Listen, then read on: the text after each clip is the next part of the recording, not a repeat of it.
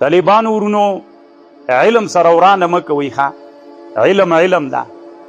زمونږ په اسلامي ټولنه کې کله اسلامي امت کې ډېر ښه علما تېر سوي هغه یې بدنامه کړي طالبانو دې په خاطر یې بدنامه کړي چې د هغوی لاره چې ده ډېر ښه لاره لري، ښه مسیر لري. صحیح ده طالبانو دومره ډېرې مسلې چې سړی وکړي نه به سهوه کېږي، چې یو لک مسلې ته استنباط کړي نو نه به غلطېږي پکې. المجتهد یخطئ و یصیب. طالبانو ورونو یو سړی دنیا کې تېر سوی افلاطون نومیږي. تاسې به هر یو د نوم سره ډېر وایي څه افلاطون دې ځان نه جوړ کړی.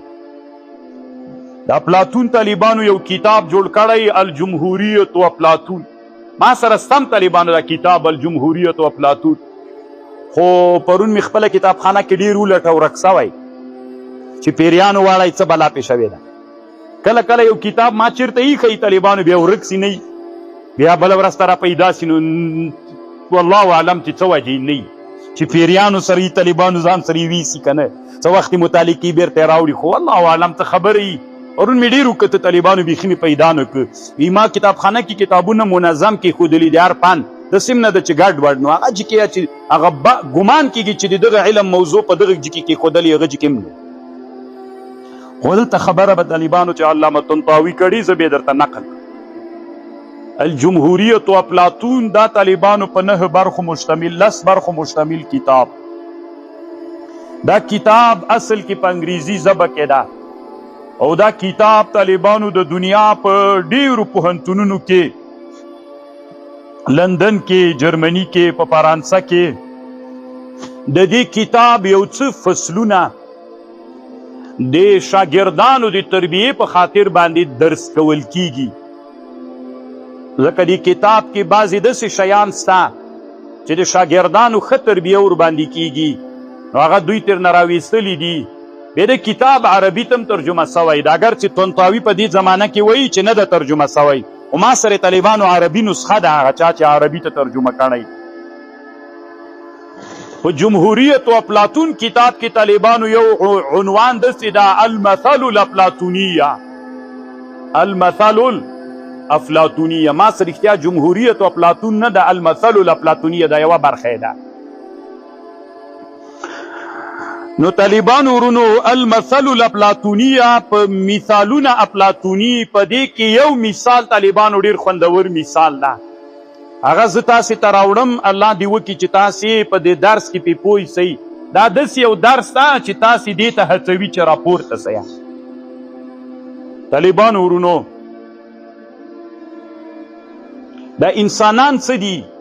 ټول انسانان. تاسو طالبانو چې علمي بحث کوئ بې ډېر عمق ته ځئ کله کله، ځکه چې عمق د شي ته لاړ سي بیا په شي پوهېږې. دنیا کې څومره ډېر ادیان دي، نصرانیت ته، هندوکیت ته، اسلام ده، یهودیت ده، ډېر نور ادیان سره دنیا کې چې په میلیاردونو خلک د هغوی ملګري. د دې ادیانو خلک چې دي طالبانو ورونو خصوصا دین پرسته خلک چې دین مني هغه خلک یا ټول مطلق انسان چې د طالبانو هغوی یو عادت لري، هغوی یو سردابي ژوند کې څه کلي زه سفر ته تللی یم، کنې ما دا اراده وله چې زه به د درسګاه کې هغې عکس جوړوم. دا مې ښه کلکه اراده کړې وه. هغه مولي صاحب ته مې یو خطا ته مې ویلي ول چې ما ته د هغه جوړه کړي چې هغې ته طالبان هره ورځ ګوري تی به مزل کوي چې څومره راوختلو، هر درس چې ورځې تېرېږي چې موږ څومره راوختلو. ما طالبانو سرداب خو پېژنئ، تاخانه د مځکې لاندې کوټه. افلاطون داسې وایي طالبانو ورونو، وایي د انسانانو ژوند چې ده د مځکې لاندې ده. هلته تاخانه ده، په تاخانه کې طالبانو ورونو دلته د مار عکس اچولی. لمر څه ده؟ لمر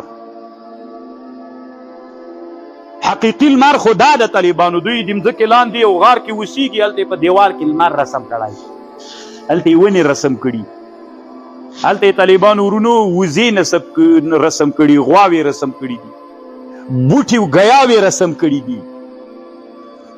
بیا په همدغه سرداب کې طالبانو ورونو اور بل کړی ده، لرګي وراچوي، اور بل ده. دا خلک طالبانو ټوله زندګي هم دلته کوي په دې دودونو کې، او ټول ژوند د طالبانو همدغه جي کې شروع ده، همدلته تاویږي را تاویږي سره. نو دودونه دي، لمر نسته ده، او ګلان رښتوني ګلان نه ویني، ونې رښتونې ویني ونې نه ویني، وزی نه ده لیدلې عکس د وزې ویني، او غوای نه ده لیدلې عکس د غوای لیدلی ده. داسې ژوند ده دلته. دوی ته یو حکیم راغی. څوک راغی؟ یو حکیم ورته راغی. دا حکیم داسې په لاره باندې تیریږي طالبانو ورونو. انبیا علیهم السلام طالبانو الله هم داسې انسانانو ته رالیږلي چې سردابي ژوند لري. دا حکیم چې دی هغه ته ورکته سو، د سرداب ته ورکته سو، نو د هغه ته یې ویل کړکۍ بندې کړئ طالبانو چې به موږ ته شور نه راځي. نو د حکیم ته طالبانو هغه ورغی څه ورته وایي.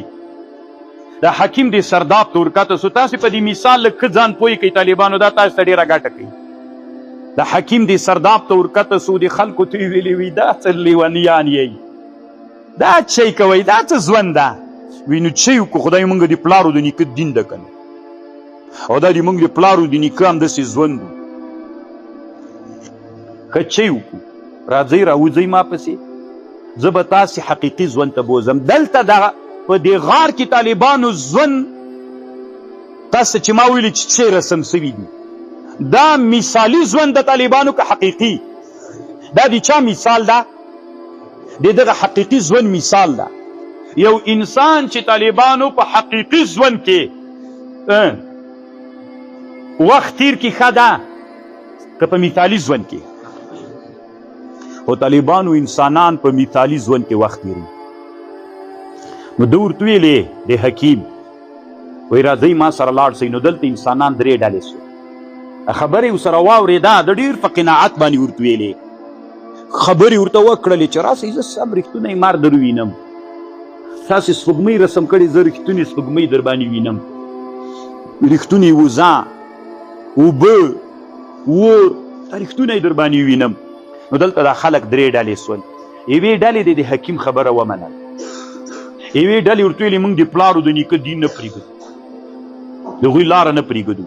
یوه ډله متردده سوله طالبانو، مذبذبین بین ذلک، لا اله هؤلاء ولا اله هؤلاء، چې منځ کې پاتې وه. نو حکیم راووته طالبان. له حکیم سره څوک راووتل؟ یوه ډله خلک راووتل. دی چې راووتل طالبانو له سرداب نه خاص چې دا ژوند یې ولید، دوی د شپې راووتل طالبانو، ورځ نه وله. چې راووتل څه وخت وه؟ شپه وه. شپه چې راووتل طالبانو ورونو، دوی له اسمان ته کتلي نه دي چې له غاره راووتل له سردابه چې اوبو ته یې فکر شو چې اوبو کې سپوږمۍ ده او څوک ښکارېږي؟ ډنډ ده، سپوږمۍ ستوري پکې ښکارېږي. خلک حیرانه شول. نو ده ورته ویلي اسمان ته وګورئ، دا بیا مثال ده.